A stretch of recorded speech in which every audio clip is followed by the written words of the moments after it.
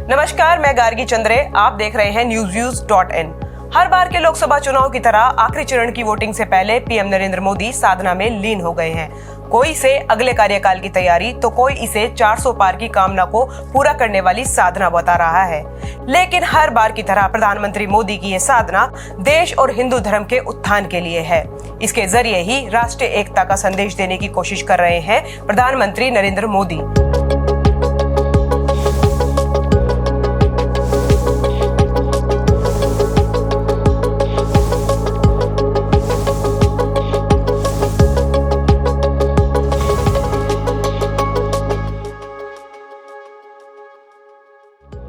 पिछले 75 दिनों में 19 रोड शो समेत 206 चुनावी रैलियों के बाद प्रधानमंत्री नरेंद्र मोदी अपने आध्यात्मिक यात्रा पर हैं। इस बार वो कन्याकुमारी के उसी प्रसिद्ध विवेकानंद रॉक मेमोरियल पर ध्यान लगा रहे हैं, जहां से स्वामी विवेकानंद ने 3 दिनों तक तपस्या करते हुए विकसित भारत का सपना देखा था।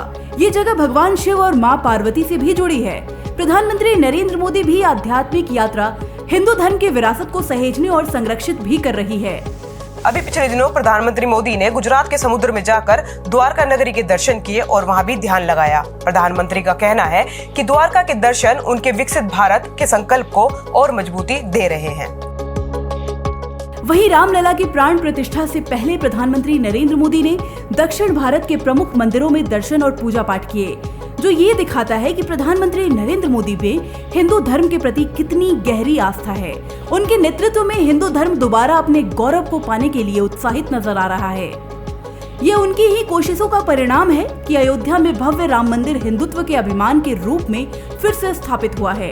ये पहली बार नहीं है जब प्रधानमंत्री नरेंद्र मोदी लोकसभा चुनाव खत्म होते ही प्रमुख धार्मिक स्थलों के दौरे पर जा रहे हैं।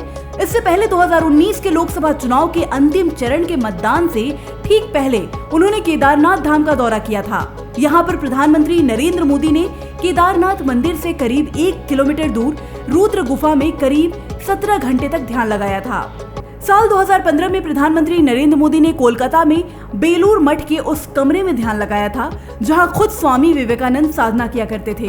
प्रधानमंत्री नरेंद्र मोदी की ये आध्यात्मिक यात्राएं इस लिहाज से भी अहम है क्योंकि वो जब जहां गए उस जगह के टूरिज्म को जबरदस्त रफ्तार मिली। प्रधानमंत्री नरेंद्र मोदी की एक ऐसी ही एक आध्यात्मिक यात्रा साल 1968 में गुजरात के वडनगर से शुरू हुई थी, जो पहले कोलकाता फिर अलग अलग जगहों से होते हुए केदारनाथ से 3 किलोमीटर दूर गरुड़ चट्टी पहुंची थी, जहां उन्होंने करीब 1.5 महीने तक की साधना की थी।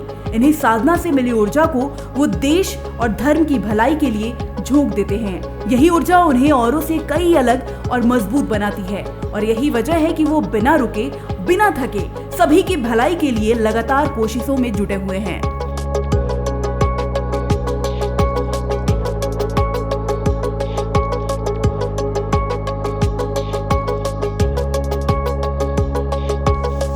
पीएम मोदी की यही ऊर्जा उन्हें औरों से अलग और मजबूत बनाती है। यही वजह है कि वो बिना रुके बिना थके सभी की भलाई के लिए लगातार कोशिशों में जुटे हुए हैं। कैसा लगा आपको हमारा ये वीडियो, हमें कमेंट करके बताइए। साथ ही हमारे पेज को लाइक, शेयर और सब्सक्राइब करना ना भूलें।